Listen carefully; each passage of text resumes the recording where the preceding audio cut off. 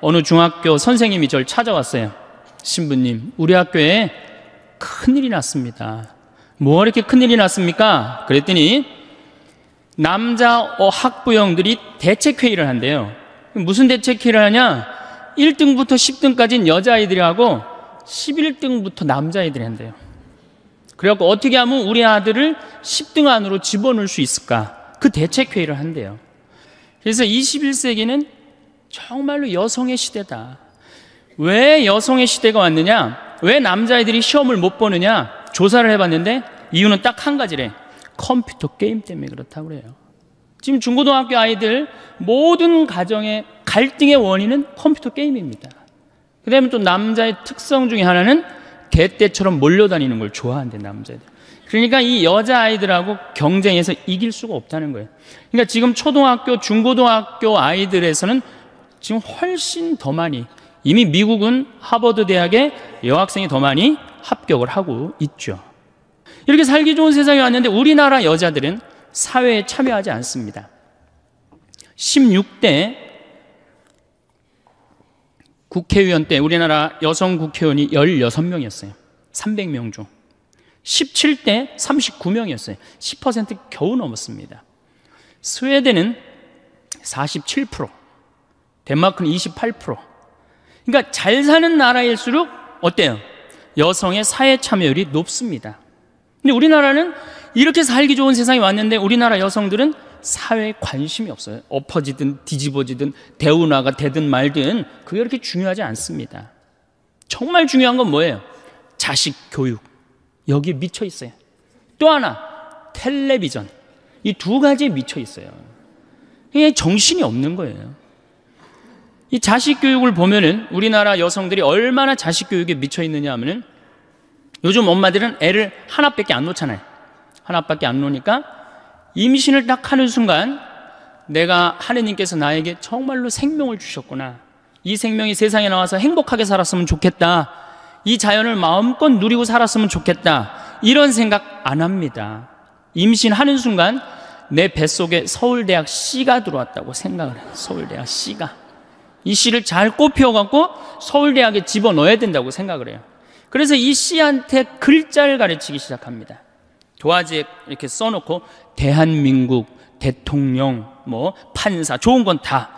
요즘은 2개 국어를 할 줄 안다고 애들이 뱃속에서 알아듣는다고 영어로 How are you today, my baby? It's cold. 요즘 춥다 이거죠.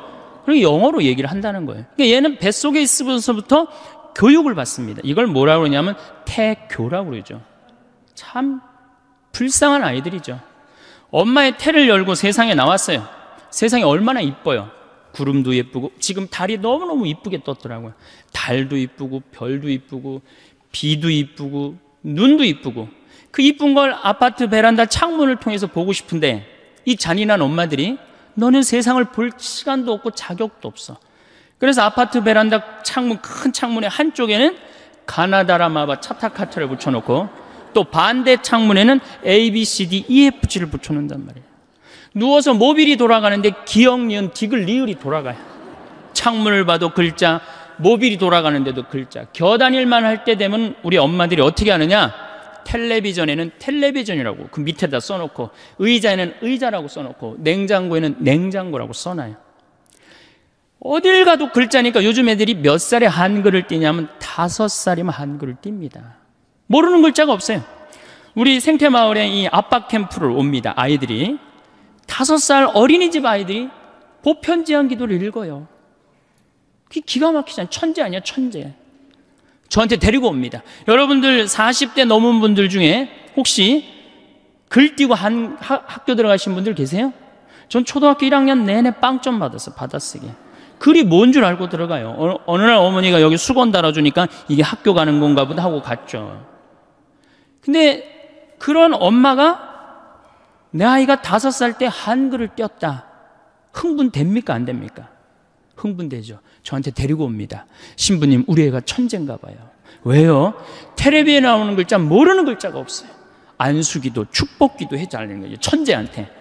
그럼 내가 걔 머리에 손을 얹고 뭐라고 기도를 하냐면은 이제 네 인생은 쫑났다. 내가 이렇게 기도해줘요. 이 5살 때는 고정적인 개념을 가르쳐주면 얘가 똑똑 바보가 된다고 그래요. 글자는 잘 알지만 다른 걸 전혀 모른다는 거예요. 똑똑 바보가 되는 거예요. 그리고 나중에 이제 누구 인생도 같이 쪽납니까? 엄마 인생도 같이 쪽나는 거예요. 아, 천재인 줄 알고 초등학교에 넣어놨더니 남들하고 섞어놓으니까 어때요? 똑같네.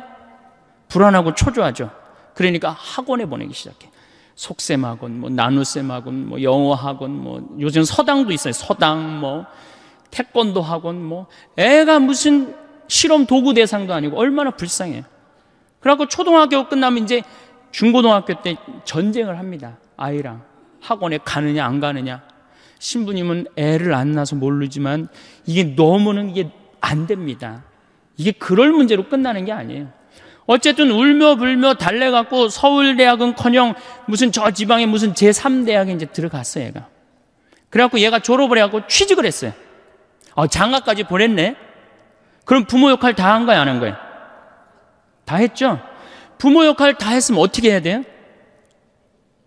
줘야지. 부모 역할 다 했으면. 근데 이 21세기에 정말 심각한 문제는 뭐예요? 안 죽는 거예요. 이게 안 죽어요. 2006년 여성 평균 연령이 82세입니다. 대개 장례미사 할 때 보면 90세입니다. 재수 없으면 100살까지 산다는 얘기예요. 여러분들 전부 다. 제가 본당 신부할 때 요한나라는 열심한 자매가 있었어요. 이 자매가 애를 4을 낳았어요. 누가 봐도 이 자매가 정말로 효녀예요, 효녀. 그래갖고 이 자매를 보고 입교하는 교우들도 참 많았어요. 근데 이 자매가 나한테 와서 신세한테 할 때 보면 신부님, 시집살이 하기 너무 힘들대요. 왜 힘드냐? 우리 시어머니, 시아버지는 아침, 점심, 저녁 3끼를 다 따뜻한 밥을 원한대요. 3끼를 다. 그러니 8명 밥을 아침, 점심, 저녁으로 한다고 생각해 보세요. 얼마나 힘들어요. 그래서 내가 우리 할아버지, 할머니들을 모시고 온천을 간 적이 있어요. 온천을 이제 가서 제가 우리 요셉 할아버지가 그때 73살이었어요. 73살이요. 할아버지, 왜 집에서 밥을 3끼를 꼭 다 드셔야 되느냐? 한 끼는 좀 노인정 가서 드셔라. 가서 좀 고수톱도 치고 친구들하고 놀고 그래야지. 며느리가 무슨 징역 사는 것도 아니고 하루 종일 집에 매달려서 시어머니, 시아버지 뒷바라지라는 거 너무 힘들지 않느냐? 며느리도 아침 식사 이렇게 설거지 끝내고 학부형도 만나고 다니고 싶은데 좀 다니게 하면 얼마나 좋으냐? 그랬더니 이 할아버지가 저한테 화를 내는 거예요. 신부님, 저는 노인정 가기 싫다는 거예요. 아니, 왜 노인이 노인정 가기 싫으냐? 그랬더니 이 할아버지 저한테 명언을 했어요. 형들이 심부름을 시켜서 가기 싫대요. 제가 조사를 해보니까 75살 이하를 뭐라고 부르느냐면 청노인이라고 그래요. 청년 노인이다 이거예요. 75살은 청년이에요, 청년. 이게 계산상 안 맞아요, 계산상. 자식을 20년 키웠으면 20년만 받아 먹어야 될 거 아니야. 근데 요즘 20년 키우고 50년 받아 먹어, 50년. 그러니 자식들도 지치는 거예요, 지치는 거예요. 여러분들 생각해 보세요. 집에 내가 30살까지 키워놨는데 40이 돼도 장가 안 가고 빈둥빈둥 거리는 놈이 있으면 미워요, 안 미워요? 밉죠? 반대로 한번 생각해 보세요. 아니, 우리 엄마가 8, 90이 됐는데 죽지도 않고 그냥 뒷방에서 빈둥빈둥 거리면 자식은 믿겠어요, 안 믿겠어요?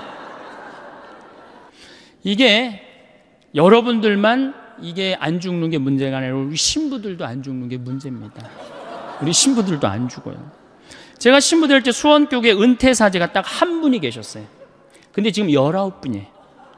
이분들이 우리 은퇴금을 다 썼어요. 지금 우리 은퇴사제들 제가 보기에는 한 80으로 늘려야 되지 않을까. 이탈리아는 실질적으로 이런 일이 있습니다. 93살 먹은 본당 신부님이 은퇴를 안 하는 거예요. 왜냐하면 신부는 은퇴하면은 찾아오는 사람이 누가 있어요? 1년만 찾아오고 그 다음부터 아무도 안 찾아옵니다. 그러니까 이 신부님이 하여튼 정신이 오락가락하면서도 은퇴를 안 하는 거예요. 얼마나 정신이 오락가락하느냐? 이 장례 때 이게 장례인지 혼배인지 헷갈리는 거예요. 네. 그러니까 장례 때 혼배 강론하고 혼배 때 장례 강론하고 주교님이 머리가 아픈 거예요. 그래서 주교님이 하루는 이 신부님을 찾아가서 신부님 은퇴를 그렇게 하라고 그러셔도 은퇴도 안 하고 그러니까 내가 보좌 신부 하나 보내줄 테니까 웬만한 건 보좌한테 맡기고 신부님은 좀 주일 미사만 그렇게 하시라고. 신부님이 보좌를 준다니까 너무너무 좋잖아. 이태리는 한 신부님이 3성당을 맡고 그러거든요. 너무너무 좋으니까 이제 보좌를 기다렸는데 보좌가 딱 왔는데 70살짜리를 보낸 거야. 정말로 문제죠. 자, 왜 제가 늙는다는 것은 70이 되고 80이 돼도 돌아가시지 않는 건 큰 축복입니다. 큰 축복임에도 불구하고 우리나라에는 축복이 아닙니다. 이렇게 오래 살 줄 모르고 있는 돈 없는 돈 누구한테 다 줘버렸어요? 자식한테 다 줘버렸어요. 나이를 먹으면 3가지가 문제예요. 첫 번째 몸이 아프고, 두 번째 친구가 없고, 세 번째 돈이 없어요. 60년 70년 쓰면은 눈도 잘 안 보이고 귀도 잘 안 들리고 허리도 아프고 자꾸 짜증이 나죠. 여기저기 아프니까 짜증이 나고 신경질을 자꾸 부리게 됩니다. 여러분도 한번 생각해 보세요. 70, 80이 됐으면 머리도 하얗고 얼굴도 쭈글쭈글한데 웃어도 현찬을 판국에 거기다 신경질 부리고 짜증 부리면 어느 며느리가 좋아하겠어요? 기가 막히잖아요. 젊은 사람들은 나이 먹은 분들의 고통을 모릅니다. 뭐 때문에 힘들어하는지. 나이를 먹으면 제일 먼저 어디에 문제가 와요? 이에 문제가 옵니다. 어금니가 빠져요. 치과에를 이렇게 가보면 의사가 하는 말이 할머니 틀니로 하려면 300만 원, 걸으려면 500만 원, 임플란트로 하려면 3천만 원입니다. 그 돈 있어요 없어요? 이렇게 오래 살 줄 모르고 있는 돈 없는 돈 자식들한테 다 줘버렸는데. 그러니까 이제 설 얼마 전에 설이 지났잖아요. 설 한 달 전에 아들한테 전화를 합니다. 얘야, 내가 요즘 이가 아파갖고 소화도 안 되고 골도 아프고 잠도 안 온다. 그럼 이 아들이 딱 알아들어야 되는데, 여기 지금 40대 되신 분들, 여러분들 어머니 아버지 이 어금니 몇 개 빠진 거 아는 분들 계세요? 없습니다. 그러니까 이 아들이 뭐라고 그러냐, 어머니 소금으로 양치하세요. 그래, 소금으로. 헬 이빨이 있어야지 해든지 말든지 해야지. 아들은 모르는 거, 어머니 어금니가 있는지 없는지. 그래갖고 이제 2주 전에 이제 아들이 어머니 이 없으신 거 아니에요? 제가 해드릴게. 이러면 참 마음이 편안하겠는데 소금으로 해려니 이제 속이 끓는 거죠. 한 번 또 전화를 합니다. 내가 요즘 이가 더 아파갖고 소화도 안 되고 정말로 잠도 안 온다. 어머니 왜 내 말을 이렇게 안 들으세요? 소금으로 하라니까. 그래갖고 설날을 갖고 용돈을 주고 가는데 딱 10만 원을 딱 주고 가면은 이게 이제 우라통이 터지는 거예요. 어디 가서 얘기하긴 창피하고 자식 욕먹이는 것 같고 자기 자존심 상하고 누굴 찾아오냐면 본당 신부를 찾아옵니다. 신부님, 내 말 좀 들어보세요. 그러면 이 할머니들이 내 말 좀 들어보라고 그러면은 아들이 이 안 해준 얘기만 하면 제가 다 알아들어요. 근데 이제 70, 80대 할머니들이 내 말 좀 들어보라고 그러면 꼭 어디서부터 시작하냐면 대동아 전쟁부터 이제 시작을 해요. 거기부터 이제 시작을 해야지 이제 마음이 풀리는 거예요. 신부님, 내가 대동아 전쟁에 시집을 와갖고 노숙갈 뺏긴 얘기, 공출 당한 얘기, 뭐 시집살이 한 얘기, 그래갖고 신부님이 이제 해방이 됐어요. 해방. 이빨 얘기 나오려면 아직 멀었어. 이제 해방된 거예요. 해방. 네. 그래갖고 좀 살만했더니 글쎄 6.25가 터지지 않았어요. 1.4.5 때 고생한 얘기. 그리고 이제 53년부터 62년까지 똥구멍이 찢어지게 가난한 얘기를 합니다.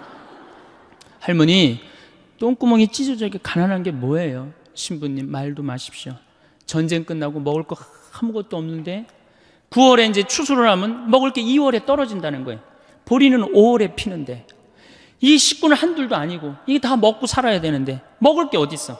그러니까 풀뿌리 캐서 먹고 산 나물 캐서 먹고 이제 그것도 이제 모자라면은 배가 고프 모자라면 제일 요깃거리가 소나무 껍질이래. 안에 속껍질. 그걸 이렇게 껍질을 벗겨갖고 말리면은 이제 물기가 말라지면 그거를 갈아갖고 국에다 넣어서 먹는데요. 그럼 그렇게 배가 부르대요. 근데 이 소나무 껍질이 야채랑 과일의 섬유질하고는 질적으로 틀립니다. 이거는 들어가면은 수분이 쫙쫙 빠져갖고 딱딱하게 굳는 거예요. 그래갖고 대장에 가면 돌덩어리가 되는 거예요. 소나무 껍질이. 그러니까 이게 딱딱한 돌덩어리를 빼내니 똥구멍이 찢어지는 거죠. 똥구멍이 찢어지게 가난하게 고생한 얘기. 그래갖고 논 팔고 소 팔고 이렇게 해갖고 내가 내 자식을 이렇게 키워놨는데 나 늙었다고 이렇게 내 이해 하나 해주지 않는다고. 신부님, 나 인생 헛살았다. 불행한 거죠. 불행한 거죠. 인생 헛살았다. 신부님, 억울해서 못 살겠다. 그 얘기를 합니다. 자, 이렇게 몸이 아파요. 그 다음에 친구가 없어요. 나이를 먹으면은 자꾸 줄어듭니다. 떠나가고 죽고. 그리고 내가 한번 친구한테 얻어먹었으면 그 다음에 또 사야 되는데 내가 돈이 없어. 그러면은 안 만나게 되는 거예요. 자꾸 자신감이 없고 방 안에 있는 거예요. 우리나라 노인들은 너무너무 불쌍한 거예요. 외롭고. 거기다 이제 속까지 좁은 거죠. 왜? 누가 친구야? 뒷방에 벽이 내 친구야. 인생 복귀하는 거 매일 앉아서 대동아 전쟁부터 쫙. 그러니 한숨 한 번 쉬고 벽 한 번 쳐다보고 한숨 한 번 쉬고. 그러니까 속 좁죠. 짜증 부리죠. 신경질 부리죠. 얼굴 쭈글쭈글하죠. 머리 하얗죠. 이런 시어머니 90까지 모시고 산 며느리 있으면은 장례미사 끝나자마자 본당 신부가 할 일이 있습니다. 교황청에 연락해서 그 며느리 바로 시성식 해줘야 돼. 대단한 며느리입니다. 대단한 며느리. 끝으로 돈이 없어요. 이게 제일 문제입니다. 나이를 먹어갖고 돈이 있으면은 어떻게 해요? 절대 괄시 안 받습니다. 근데 돈이 없으니까 한 60, 70까지는 효심으로 하지만 80, 90 넘어가면 효심으로 못 합니다. 그땐 사랑으로 해야 되는데 우리는 사랑도 없어요. 사랑도. 제가 이 불란서 쌍젤리제 거리를 이렇게 밤에 가보니까 거기에 쫙 있는 분들이 할머니들밖에 없어요. 할아버지들밖에. 와인 한 잔 시켜갖고 탁 팔짱 끼고 나와서 음악 듣고 집시들이 연주하면 1유로 탁 내고. 젊은 사람 하나도 없어요. 젊은 사람. 작년에는 제가 재작년이네. 오스트리아 비엔나를 갔다 왔어요. 갔다 왔는데 거기 비올라 공부하는 친구랑 제일 맛있는 음식점이 시청 근처래요. 그래서 거기 가서 먹자. 17명이 밥을 먹는데 15분이 할머니, 할아버지. 2명만 젊은 사람이에요. 야, 젊은 사람이 다 어디 갔느냐? 신부님, 제가 밥 먹고 젊은 사람이 있는 데를 알려드리겠습니다. 밥을 먹고 공원을 딱 갔는데 거기에 젊은 애들이 우유 하나, 빵 조각 하나로 전심을 때우는 거예요. 그 젊은 애들 천재. 우리나라 명동은 어떻습니까? 누구 천재예요? 이게 뭐가 잘못된 거죠. 젊은 애들이 돈을 벌었어요. 사회를 위해서 공헌한 게 있어요. 근데 이 정말로 평생 이 나라를 위해서 공헌하고 돈 벌고 자식 키운 할머니, 할아버지는 명동에서 찾아볼 수 없고 젊은이만 득실득실하니 이 나라 거꾸로 가는 거 아니에요? 우리나라 노인들은 어디 가면 볼 수 있어요? 파고다 공원에 가면 볼 수 있어요. 완전히 거꾸로 돼 있는 거예요. 완전히. 그러니까 이게 문제죠. 여러분들 뭔가 심각한 걸 못 느껴요? 우리 사회가 이게 뭔가 뒤집어져도 완전히 뒤집어진 거 못 느끼세요? 자식들한테 그렇게 잘해주는 나라 없어요. 일본만 해도 대학 들어가면 아버지가 손을 잡고 은행에 갑니다. 누구 이름으로 대출받아요? 아들 이름으로 대출받습니다. 그래갖고 얘가 대학을 졸업하면 자기 월급에서 갚는 거예요. 근데 우리는 장가갈 때까지 다 해줘. 1억 7천이 들어간대요. 그러니까 있는 돈 없는 돈 다 주고 난 다음에 그냥 죽으면 서로 속 편하고 상당히 좋은데 다 주고 난 다음에 안 죽는단 말이야. 50년 동안 안 죽어요. 반평생, 반백년. 이 소중한 인생을 우리는 다 날린단 말이야. 그러니까 우리나라는 행복지수가 178개국 중에 102등이에요. 경제는 세계 10위라고 그러는데 행복지수는 왜 100등이 넘어갈까요? 태어나자부터 공부하죠. 입시지옥에 시달리죠. 부모들은 아파트에, 애 학원비에, 등록금에, 노인들은 있는 돈 없는 돈 자식들한테 다 줘갖고 행복하지 않아요. 그럼 정말로 성당에 오면 행복하냐? 여러분들 성당에 오면 어떻게 행복하세요? 제가 항상 이렇게 강의를 다닐 때 보면은 이 이상한 대답이 나와요. 이 지금과 같은 대답이. 저는 그렇게 생각하지 않아요. 천주교 컨셉은 우울이에요.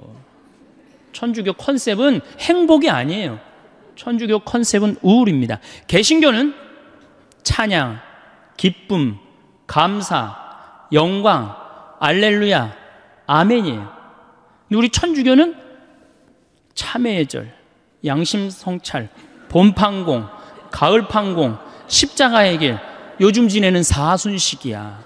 이 컨셉은 우울입니다. 우울. 우리는 우울해야 돼. 우울해야 돼. 우리는 기쁘면 안 돼요. 성당 나오면 기쁠 게 뭐 있어요? 우선 여러분들을 부르는 용어 자체가 참, 여러분들 보면 전 참 신앙의 신비를 많이 느껴요. 용어 자체가 뭐냐? 신자야. 이거 뜻을 풀이하면 믿을 신의 놈자자예요. 그럼 신자 여러분, 그러면 뭐라고 그러는 거예요? 믿는 놈들 여러분 이러는 거예요. 그래도 좋고 행복하다고. 이렇게 성당에 꽉 찬 거 보면 성령의 역사가 아니면 불가능하죠. 개신교는 뭐라고 부릅니까? 성도라고 그래요. 거룩한 무리 여러분, 믿는 놈들 여러분, 거룩한 무리 여러분. 틀리지 않아요? 예? 뭔가 여러분들, 제가 21세기는 서비스의 시대, 웰빙의 시대라고 하는데, 서비스가 되지 않는 공동체는 망하게 돼 있어요. 그런데 이게 믿는 놈들 여러분 그러고 있으니, 개신교는 성도 여러분이라고 있는데, 불교는 불자라고 그래요. 불자, 부처님의 아들. 그래서 불자님이 가능한 거예요. 절에는 불자님 그러죠? 부처님의 아드님. 여러분들 신자님 이런 소리 들어본 적 있어요? 들어본 적 없죠? 그러니까 이 불자님들은 이런 극 서비스를 받으니까 시주를 하면 얼마를 하느냐? 한 번 하면 10만 원에서 100만 원 합니다. 거룩한 무리들은 한 번 하면 10,000 원에서 10만 원 합니다. 믿는 놈들은 1,000원만 하면 되는 거야. 그러니까 천주교 교우들 헌금 안 낸다고 욕할 필요 하나도 없다는 거예요. 정말로 우리 교회가 교우들을 정말로 감동을 시켜주고 서비스를 해준다면은 전 교우들 헌금 많이 된다고 믿습니다. 네. 그래서 이 로리 베리 존슨이라고 최고 경영자 CEO라는 책을 쓴 개신교 미국의 그 컨설팅 회사 사장이 있어요. 그분이 예수님이 서비스의 CEO라는 거예요. 섬김의 CEO. 예수님이 이 세상에 오셔서 뭐라 그랬어요? 나는 섬김을 받으러 온 것이 아니라 섬기러 왔다. 마태복음 20장에 나오는 얘기예요. 또 마태복음 23장에 너희 중에 높은 자리에 앉고 싶으면 어떻게 해라? 낮은 자리에 가서 섬겨라. 이게 예수님이 마지막 날 그것도 모자라서 최후의 만찬 때 내 뜻을 이 친구들이 모르면 어떻게 할까? 마지막으로 보여주신 행동이 제자들의 발을 씻겨주는 거예요. 종이 돼서 섬긴 거예요. 내가 너희들을 섬겼듯이 너희들도 서로 어떻게 해라? 섬겨라. 그런데 우리는 섬기는 모습을 어디 가도 볼 수가 없어요. 우리 교회는 명령하고 통치하고 다스리는 면이 훨씬 큽니다. 섬기는 것보다는. 저는 얼마 전에 개신교 목사님들 헌금 무슨 세금 안 낸다고 막 큰 교회들 막 두들겨, 저기 막 언론에서 그랬죠? 막 두들겼죠? 그런데도 거기에 3만 명, 5만 명 왜 맨날 올까요? 와서 행복하기 때문에. 내가 목사님이 그러는 거 상관없어요. 내가 와서 너무너무 행복해. 너무너무 기뻐. 그들은 일주일 내내 스트레스를 받아도 교회 가면 그 스트레스를 다 풀어. 근데 우린 일주일 내내 스트레스 받아도 성당 가도 또 스트레스 받는 경우가 많다 이거예요. 신부님 강론이 참, 뭐 저도 신부지만은 좀 그렇죠? 네. 우리 여기 대부분이 지금 여성들인데, 시아버니 호랑새요, 시어머니 꾸중새요, 동생 하나 한림새요, 한량새요, 신우 하나 뾰족새요, 시아집이 뾰중새요, 남편 하나 미련새요, 자식 하나 우는새요, 나 하나만 썩을 셀새. 이 며느리들이 이렇게 스트레스를 받고 살아요. 귀 먹어서 3년이요, 눈 어두워서 3년이요, 말 못해서 3년이요. 석삼년을 살다 보니 배꼽 같던 내 얼굴 호박꽃 다 되었네. 3단 같던 내 머리 비사리 춤이 다 되었네. 비단 같던 내 고운 손결 오리발이 다 되었네. 이게 우리 며느리들의 아픔이고 고통이에요. 그래갖고 그냥 스트레스를 받아갖고 주일날 하루 이렇게 와서 좀 앉아서 위로를 받고 박수도 치고 좀 이게 좀 이렇게 좀 하려고 그러는데, 우린 시작할 때부터 어떻게 해요? 미사 시작할 때부터 내 탓이오, 미치는 거죠. 이게 안 미치겠어요, 여러분들? 그러니까 이 성가 소리를 들어보면요, 정말 기가 막혀요. 이게 우울의, 우리 천주교 우울의 이 표상이 이 성가인데, 그 중에 최고의 성가가 주여 임하소서예요. 얼마나 정말로 우울하게 부르는지 몰라요. 주여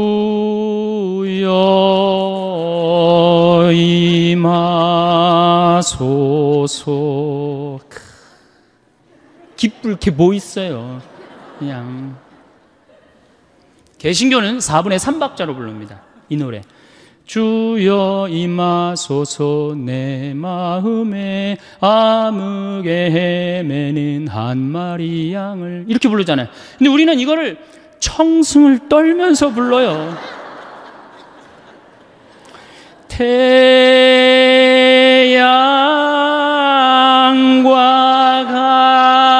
같으신 사랑, 이거 뭐 여기에 무슨 뭐 찬양이 있고 경배가 있고 영광이 있어요. 그러니까 미사하고 나면 힘이 하나도 없는 거야. 일주일 내내 스트레스 받고 성당에 와서도 완전히 그냥 뭉개지고 가는 거예요. 그러니까 제 말은 천주교의 기본 컨셉은 우울이다 이거예요. 우울. 그럼 우울의 극치가 있어요. 성지순례입니다. 이게 우리 천주교 성지순례, 이게 많이 바뀌어야 되는 건데, 5월이나 9월 달에 성지순례를 가요. 그렇죠? 5월이 얼마나 계절이 예뻐요. 장미 만발하고 정말 꽃 철쭉 막 펴 있고, 얼마나 이게 가슴이 막 이렇게 봄처녀 이렇게 뛰어요. 그래서 성지순례를 가요. 9월 달에 코스모스 만발할 때 성지순례를 갑니다. 그리고 레지오에서 이제 성지순례를 가요. 관광버스를 타고 가는 거예요. 하늘은 파랗고 정말 만물이 이제 뭐 생동하는 계절에 성지순례를 가는데, 마음에 맞는 자매하고 또 같은 차에 타게 됐어. 옷도 예쁘게 입고 막 돈 이렇게 주머니도 차고 이렇게 간식도 찾는데, 레지오 단장이 딱 보니까 이게 너무 들떴어. 우리 기본 컨셉은 우울인데. 그럼 이제 버스에 올라올 때 하면 바로 묵죽 꺼내라 그래요. 묵죽. 그래갖고 이 고통의 신배를 이제 시작하네. 뭐 예수님 뭐 가시관 쓰심을 묵상합시다, 뭐 두들겨 맞으심을 묵상합시다, 뭐 피땀 흘리심을, 이렇게 오단하고 나면요, 하늘이 파랗게 뭐가 지금 파래. 지금 예수님 지금 십자가에 올라갔다 내려왔는데, 그것만 해도 제가 보기엔 충분해요. 그런데 이제 솔매를 이제 성지순례를 가면 이 또 누가 사회자가 김대건 신부님의 생애를 또 읽기 시작하네. 이 또 할아버지는 감옥에서 매 맞아 죽고, 아버지는 신부님 유학 중에 목 잘려서 순교하시고, 엄마는 거지가 돼서 떠돌아다니고, 신부님이 1836년에 그 오천리길을 다리를 뭐 이렇게 하면서, 또 중간에 누가 죽냐면 최 프란치스코가 죽어요. 친구 신학생. 친구 죽지. 유학 중에 아버지가 순교를 하십니다. 어머니는 어디가 있는지도 모르고. 이 어린 소년이 마음이 얼마나 아프겠어요. 그걸 이제 구구절절히 읽으면 관광버스 안에 한숨 소리가 이제 나오는 거예요. 에휴, 우리 신부님, 불쌍한 신부님. 그래갖고 이제 신부님이 이제 조선에 이제 부재 때 이제 이렇게 입국을 해서 보니, 참 조선교회가 기가 막히잖아요. 신부 없이 39년에 다 돌아가셨으니 목자 없이 몇 년을 지낸 거예요. 성사를 했나, 미사를 영했나, 세례를 받았나. 그런데 빨리 내가 이 신부님들을 모셔와야 되겠다. 배를 타고 떠나는데요, 12m짜리 배를 타고 떠납니다. 이 어부들이 김대건 신부님이 해양법을 아는 줄 알았어요. 근데 김대건 신부님은 저쪽으로 가면 중국일 거다. 그리고 떠난 거예요. 그러니 고생을 얼마나 했겠어요. 정말 대단한 분이죠. 그래갖고 그냥 20일 동안 먹지도 못하고 난파를 당합니다. 노도 떨어지고 뭐 닷도 그냥 없어지고 하여튼 기적으로 이제 상황에 도착해갖고 신부님 서품을 받고 다시 돌아오죠. 똑같이 고생을 하는데 왔는데 제주도네, 조선인 줄 알고 왔는데 그래갖고 다시 또 이제 인천으로 들어가갖고 신부님이 사목 활동을 하다가 주무시지도 않고 사제가 더 필요하다 그래서 사제를 영입하려고 그러다가 순의도에서 붙잡히시죠. 6월 달에 붙잡혀하고 9월에 순교를 하는데 이 젊은이가 관아에서 라틴어 하지, 불어 하지, 중국어 하지, 우리나라 말 하지, 이런 인재가 어디 있어요? 그러니까 회유를 해도 신부님, 우리 대장 예수님 이러면서 교우들 보아라, 난 이제 하늘나라로 간다, 이렇게 굳건한 신앙을 가졌으니 신부님을 때리죠. 때리니까 6월에서 9월에 순교하니 여름을 지나잖아요. 허벅지에 구더기가 나고 그냥 정말로 고생을 하죠. 그래갖고 신부님이 9월 16일 날 세남토에서 순교를 하시는데 이렇게 순교를 하십니다. 어느 쪽으로 되면 잘 자르겠느냐, 이쪽으로 되면 잘 자르겠느냐, 저쪽으로 되면 잘 자르겠느냐. 그래갖고 12휴강의 칼에 8번째 칼에 신부님이 떨어지셨다. 그런데 여러분들은 뭐 하는 거냐? 이렇게 훌륭한 신앙 성도를 모시고 사는데 주일미사를 제대로 나오냐, 선교를 제대로 하냐. 그럼 교우들은 또 고개 팍 숙이고 우울 컨셉으로 나가는 거죠. 자, 장하다 순교자 합시다. 장하다 장성, 그러니까 장례차가 가는 거야, 관광버스가 아니라. 그러다 어느 사이에 이제 그렇게 하다 보면 성지에 도착을 합니다. 그러면 시키지 않아도 십자가의 길 알아서 해요. 이제 십자가의 길 끝나고 밥을 먹는데 이 이 단장이 보기엔 좀 미안하다면 1년에 한 번 나오는 건데 술을 먹이기 시작해요. 한 잔씩 먹으라고. 갈 때는 거룩한데 올 때는 이상한 모습이 나옵니다. 갈 땐 분명히 장하다로 갔는데 올 땐 차차차로 오는 거예요. 이게 우리 한국 천주교의 모습이에요. 한국 천주교의 모습. 개신교는 처음부터 거룩하게 가서 끝까지 거룩하게 옵니다. 중간에 뭐 노래하고 박수치고 춤추고 없어요. 왜? 이미 교회에서 다 했기 때문에 이건 성주순례로 끝나는 거예요. 우리는 한 번도 한 적이 없어. 이제 1년에 유일하게 한 번 스트레스 풀 수 있는 시간은 돌아오는 길이야. 그 시간은 광란의 시간이 돼야지 스트레스를 푸는 거예요. 미치는 거죠. 통제가 안 돼요, 그 시간에는. 보면 화장실 갈 때도 춤추고, 제가 이렇게 성주순례 다닐 때마다 저 사람이 저런 끼가 있는 줄은 꿈에도 몰랐다. 그런 사람이 참 많아요. 1년 내내 고개 숙이고 다니니까 얌전한 줄만 알았지. 제가 하여튼 그 초년도에 어느 본당에 보좌신부를 했었어요. 보좌신부를 했는데 굉장히 13,000명 본당이었어요. 7개 꿀이야. 이제 그 여성 꾸리아가 성지순례를 하는데 관광버스가 10세대가 가는 거예요. 10세대가.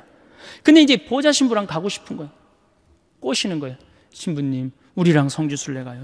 난 싫습니다. 그때만 해도 대단했거든요. 요즘은 좀 덜하지만. 왜 가기 싫습니까? 갈 땐 거룩한데 올 땐 너무 정신이 없어서 난 싫다. 걱정하지 말고 그런 일이 있어도 우리가 막아주겠다. 네, 알겠습니다. 갔어요. 갈 땐 정말 거룩하게 가더라고요. 근데 올 때는요, 이게 장난이 아니에요. 이 아파트 촌에 있었던 성당인데 젊은 엄마들인데 내리자마자부터 술을 박스로 먹더니 올라서서 취해갖고 그 복도 사이에 나와갖고 막 관광버스 춤을 추는 거예요. 막 오르니까 젊은 보좌신부랑 춤을 추고 싶은 거예요. 끌고 나가려고 그러는데 단장님들이 막았어요. 좀 맨 앞자리에 앉았고. 결국은 끌려 나갔어요.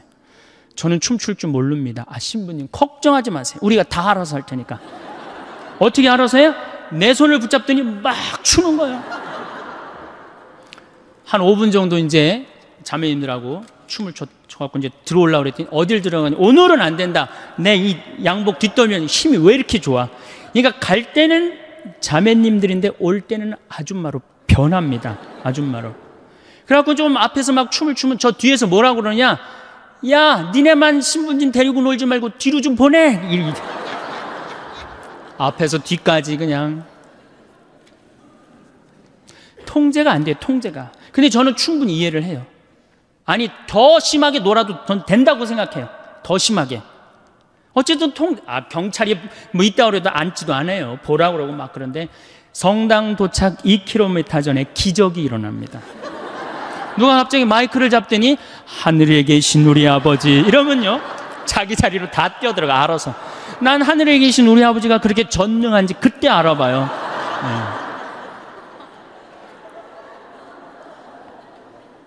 은총이 가득하신 마리아 하면은 이제 머리를 쓰다듬습니다. 머리를 성모님 마음을 가라앉혀 주죠. 영광이 하면요 다시 우울 컨셉으로 돌아갑니다. 아니 누가 하느님을 믿으면서 그렇게 우울하라고 그랬어요? 누가 하느님을 매일 성체를 영하면서 누가 그렇게 우울하게 살라고 그랬어요?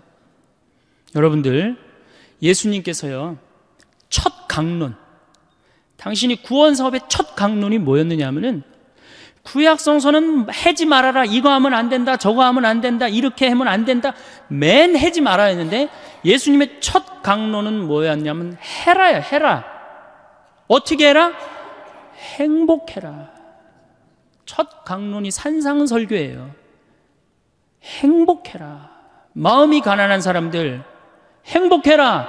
마음이 온유한 사람들 행복해라. 마음이 깨끗한 사람들. 첫 강론이 행복해라라는 강론이면 예수님이 우리에게 주고 싶었던 건 뭐였을까요? 행복입니다. 우리는 하나님을 믿으면서 행복해야 돼요. 근데 그놈의 행복은 다 2000년이 지나고 난 다음에 어디 가고 우리는 우울만 남아 있습니까? 5장 8절에 뭐라고 그러시냐면은 너희는 기뻐하고 즐거워하여라. 하늘나라에서 받을 상이 크다.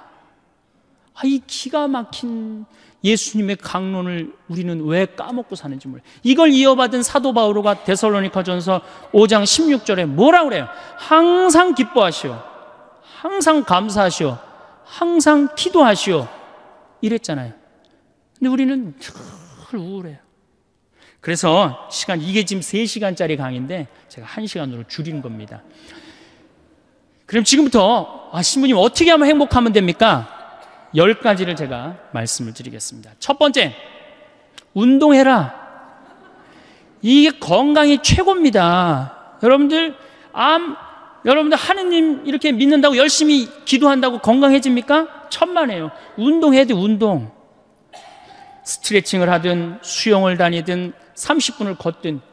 근데 내가 평창에 살고 있는데 시골 사람들보다 도시 사람들이 더 오래 살아요. 왜 더 오래 살까요? 운동해서. 여러분 운동하십시오. 혹시 여기 몸 아픈 분들 성당에 나가면 나을까? 물론 하느님이 은총 주면 낫죠. 그 전에 운동부터 하세요. 뼈 아픈 분들 수영장 다니세요. 몸 아픈 분들 여기저기 결린 분들 스트레칭 하십시오. 벤자민 플랭클린이라는 사람이 있어요. 미국의 독립의 그 선언문을 기초한 사람이에요. 이 사람이 유명한 말을 했습니다. 여러분 많이 들었어요. 재산을 잃으면 조금 잃은 거고, 명예를 잃으면 반 잃었고, 건강을 잃으면 다 잃었다. 다 잃는 거예요. 아프면은 다 소용없어요. 다 소용없어요. 그러니까 운동해라. 두 번째, 감사해라. 우리 천주교 교우들이 제일 못하는 것 중에 하나가 감사야. 감사. 얼마나 감사해요. 하나님이 물도 공짜로 주셨죠, 공기도 공짜로 주셨죠, 햇볕도 공짜로 주셨죠. 이 은총 속에 살아가면서도 왜 우리 감사하지 못해요? 저는 매일 평창에서 수원에 있는 어머니 아버지를 향해서 절합니다. 나 빚 없이 구김살 없이 키워주셔서 감사합니다. 또 여러분들 제 목소리 좋죠? 얼굴은 씹다 뱉은 수제비 같이 생겼어도 목소리 하나는 참 좋게 낳아주셨어요. 그래서 목소리 좋게 낳아주신 것에 대해서 항상 감사해요. 내가 가지고 있는 좋은 거를 늘 발견하려고 해야지, 내가 가지지 않은 거를 바라면 불행합니다. 동탄에 땅 사둘 걸 내가 왜 그걸 못 사뒀을까? 집에 갖고 매일 하면은 그 땅이 생깁니까? 안 생깁니다. 내가 가지지 못한 건 여러분들 욕심을 내면 안 돼요. 항상 내가 가지고 있는 것에 대해서 감사해야 돼요. 여러분들 아이가 첫 걸음 걸었을 때 행복했어요, 안 행복했어요? 그것만 기억하라는 거예요. 지금 흰 눈동자 95%, 까만 눈동자 5% 뜨고 확 막 댐비고 소리 지르는 거 그걸 생각하지 말고.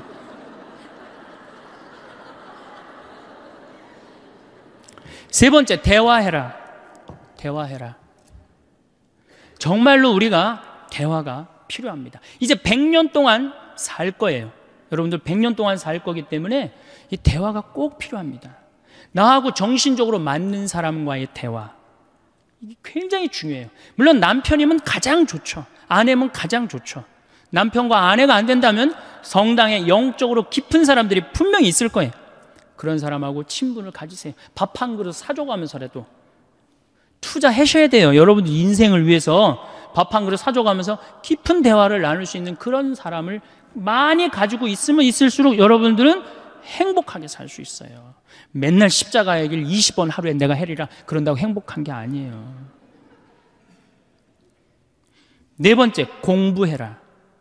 자, 여러분들 초등학교 6년, 중고등학교 6년, 대학교 4년, 12년, 16년 동안 공부해서 50살까지 먹고 삽니다. 50살까지. 자, 50살부터 100살까지 살려면 어떻게 해야 될까요? 다시 공부해야 돼. 근데 우리나라 사람은 공부를 안 해요. 이게 문제입니다. 큰 문제예요. 공부 안 하는 거. 다섯 번째, TV 시청을 반으로 줄여라. 지금 이 평화방송 중계하고 있는 걸로 알고 있는데 텔레비전이 문제 중에 문제입니다. 현대의 하느님이 누가 하느님이에요? 우리 예수님이 하느님이에요? 저는 예수님이 하느님이라고 생각하지 않아요. 텔레비전님이 하느님이라고 생각해요. 여러분들 거실 정가운데 누가 모셔져 계세요? 텔레비전님 모셔져 계시죠? 쇼판 누굴 향해서 배열되어 있어요? 텔레비전님을 향해서 배열되어 있어요. 말씀하십시오. 당신 종이 듣고 있나이다. 이러면서 아침에 일어나고 누구한테 제일 먼저 문안 인사드려요? KBS님 안녕히 주무셨습니까? 더 기가 막힌 건 뭔 줄 아세요? 텔레비전님이 주무시기 전에는 절대 안 잡니다. 텔레비전님이 주무셔야지 나 오늘 하루 일과가 끝났구나. 그리고 텔레비전님을 바로 주무시면 나도 바로 불 끄고 주무셔요. 이 기가 막힌 거죠. 이거 현대의 하느님?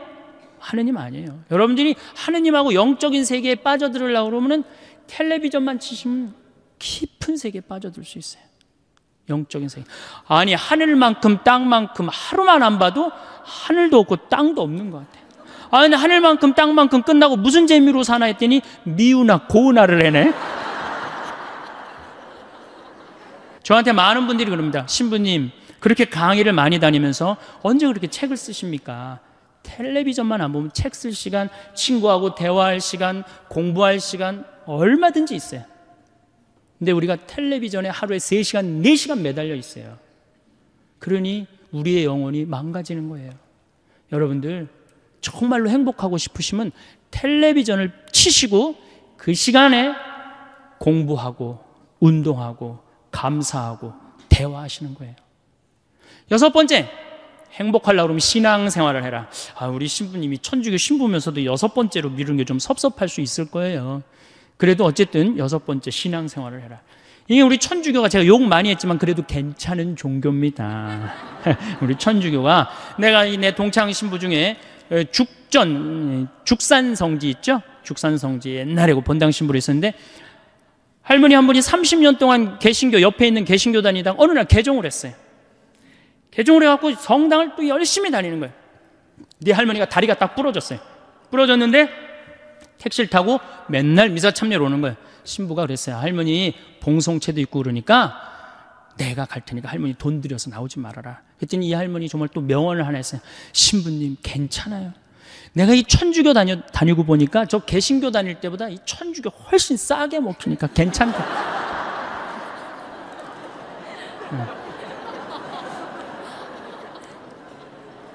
여러분들, 우리가 하느님께 의지하고 살아갈 때 마음의 평화를 누립니다. 여러분들이 세상 것에 자꾸 의지하면요 완전히 망가집니다.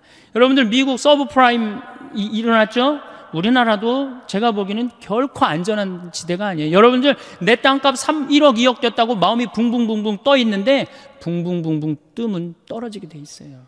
우리가 거는 기대는 하느님이어야지 세상적인 거는 결코 긴 영원한 행복을 주지 못한다.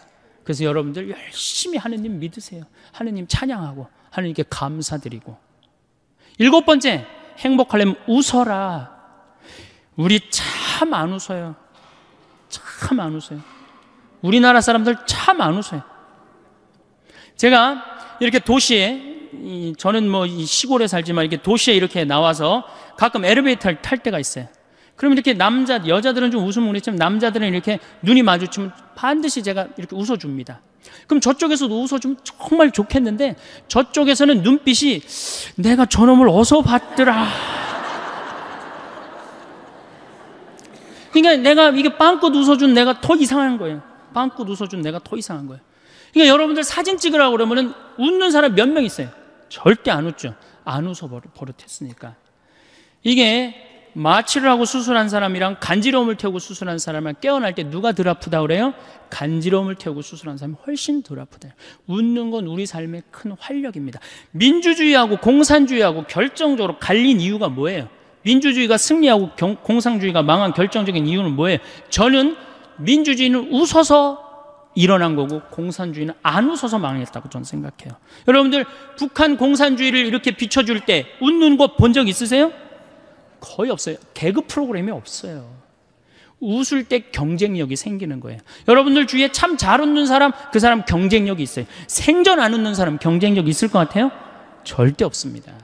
웃으면 한 560개의 얼굴에 주름이 생긴다고 그래요. 근육이 움직여서. 그런 분들은 웃으면 참 예뻐요. 특히 50대 후반의 그 초로의 여인이 이게 잔주름이 잔잔해갖고 웃을 때 너무너무 예뻐요.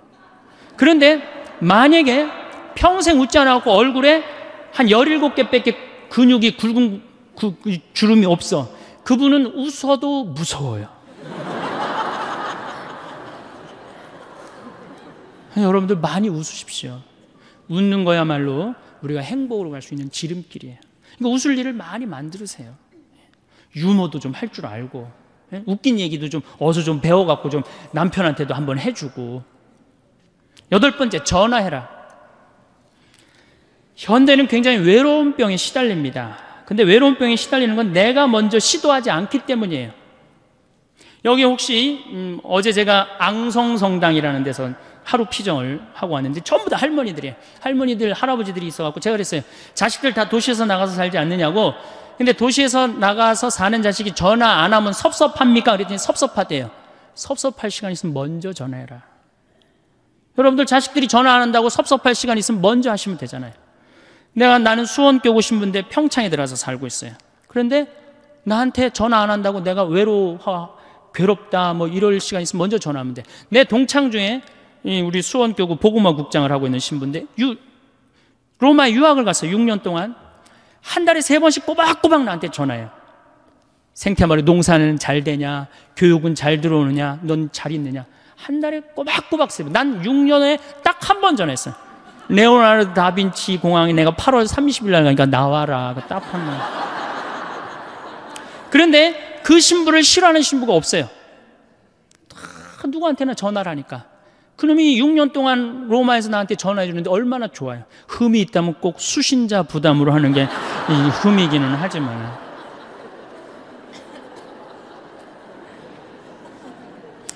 아홉 번째, 자기 자신에게 친절해라. 자기 자신을 사랑하지 않는 사람은 어느 누구도 사랑할 수 없습니다. 이 50대 된 아주머니들을 보면 쌈순이야. 완전 쌈순이야. 자식 보면은 내가 너한테 평생 모든 걸 바쳤는데 왜 서울대학도 못 가고 저 지방 어느 대학 나고 빌빌거리냐고 그러고 싸우고, 남편 보면 당신 나한테 해준 게 뭐 있냐고 그러고 싸우고, 시어머니 보면 왜 죽지도 않고 날 이렇게 괴롭히냐고 그러고 싸우고. 왜 쌈순이가 됐을까요? 그 이유는 자기가 행복하지 않기 때문에. 저는 저한테 참 잘합니다. 잘하려고 노력해요. 저는 내가 냉면이 먹고 싶다 그러면 총회장이 사줄래나 부회장이 사줄래나 성무회장이 사줄래나 안 기다립니다. 냉면이 먹고 싶으면 내 돈 들여서 내가 사 먹어요. 아니 총회장이 내가 냉면이 먹고 싶은지 무슨 짜장면이 먹고 싶은지 어떻게 알아요? 그걸 기다리고 언제 앉아 있어요? 여러분들도 여러분들 먹고 싶은 게 있으면 여러분들 돈 들여서 사 먹어요. 그리고 오늘 당장에 애들 학원 먼저 끊어요. 학원 끊고 그 돈 가지고 일단 여행 먼저 갔다 오세요. 그럼 자식한테 절대 원망하지 않습니다. 10번째, 이웃에게 친절해라.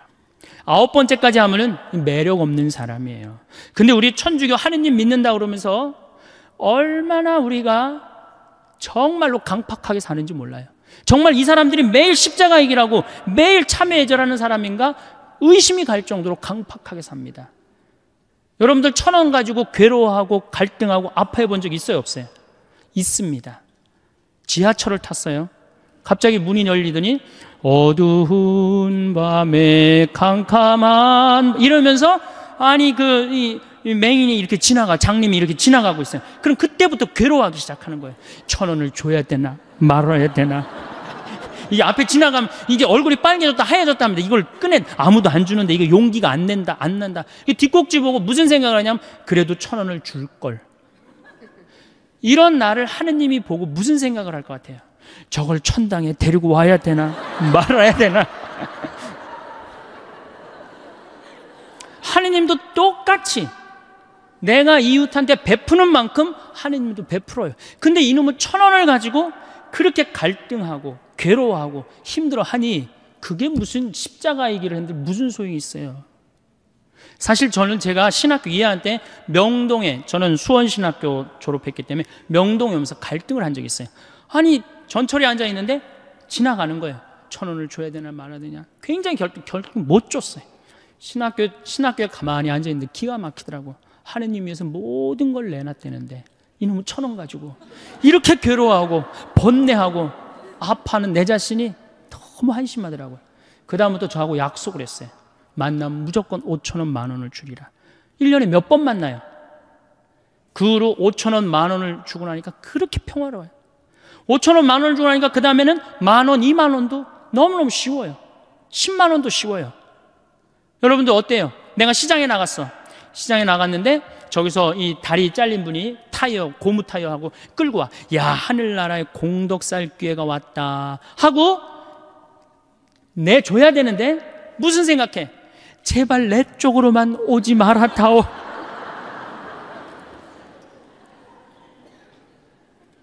그런 내가 정말로 행복한 사람이겠어요? 행복할 수가 없어요. 저는 교황님의 말씀이, 요한 바오로 2세 말씀이 정말로 현대인들한테 중요한 의미를 주고 갔다고 생각해요. 나는 행복했습니다. 여러분들도 행복하십시오. 우리가 디디고 선 지금 이 시대는 어제와는 다른 모습으로 우리에게 다가옵니다. 여성들의 지혜와 부드러움이 세상을 이끄는 힘이 되고 사람들은 더 이상 단순히 오래 사는 것만을 바라지 않습니다. 저마다 자신의 삶을 어떻게 하면 더 건강하고 의미 있는 시간으로 채울 수 있을지 깊이 생각합니다. 자연의 소중함을 깨닫고 흙과 나무, 맑은 공기와 더불어 살아가려는 마음들도 점점 커지고 있습니다. 한 평생을 걸어온 길 위에서 나이가 들어간다는 것은 삶의 계절이 바뀌는 것과 같습니다. 때로는 무릎이 시큰거리고 젊은 날에 짱짱하던 기운이 그리워지기도 합니다. 텅 빈 집안에서 문득 혼자라는 생각에 마음이 스산한 바람처럼 시려올 때도 있습니다. 애써 키운 자녀들이 제 길을 가느라 바빠 서운한 마음이 들기도 하고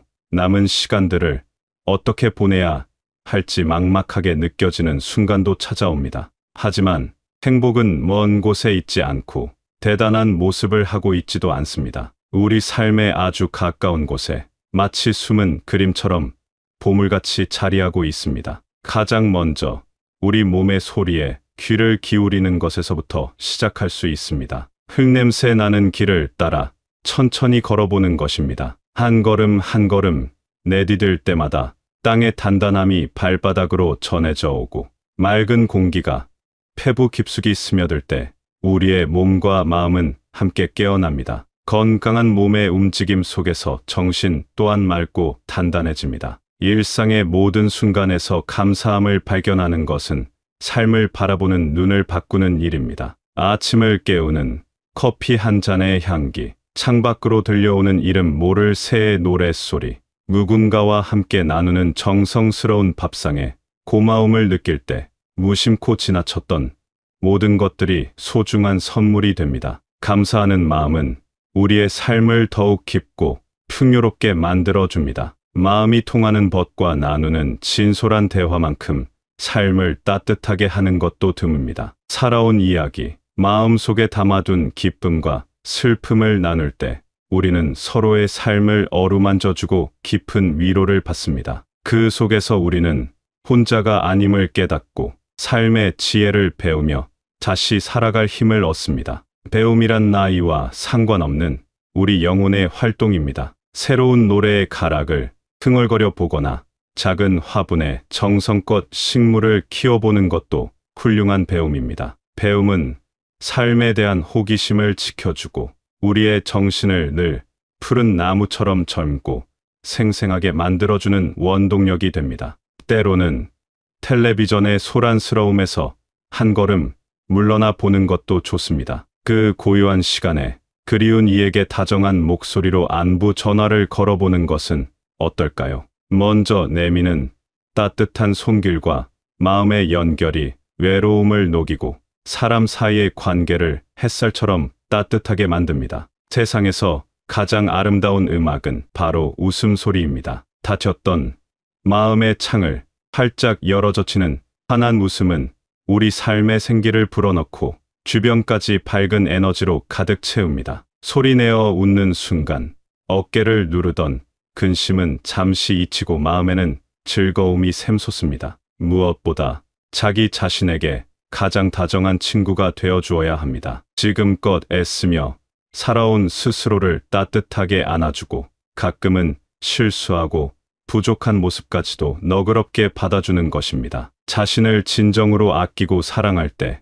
그 사랑은 자연스럽게 흘러넘쳐 다른 이에게도 전해집니다. 그렇게 이웃에게 건네는 따뜻한 눈인사 한 번, 작은 친절 하나가 모여 우리를 행복으로 이끄는 길이 됩니다. 행복은 저 멀리 있는 무지개를 좇는 것이 아닙니다. 이렇듯 소박한 실천 속에 감사와 사랑의 마음 속에 이미 우리와 함께 숨쉬고 있습니다. 결국 행복은 우리 바깥의 세상이 아닌 우리 안에서 시작되는 것 같습니다. 고대의 한 현자는 행복한 삶을 위해 필요한 것은 아주 적으며 모든 것은 우리 자신 안에 바로 우리의 생각하는 방식에 달려 있다고 했습니다. 같은 풍경을 보고도 어떤 이는 쓸쓸함을 느끼고 어떤 이는 평화로움을 느끼는 것처럼 세상을 바라보는 우리의 마음가짐이 곧 행복의 열쇠가 되는 것입니다. 지나온 세월의 수많은 경험과 감정들을 끌어안고